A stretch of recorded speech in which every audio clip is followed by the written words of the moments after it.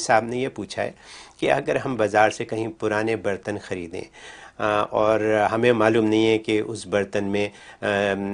لوگوں نے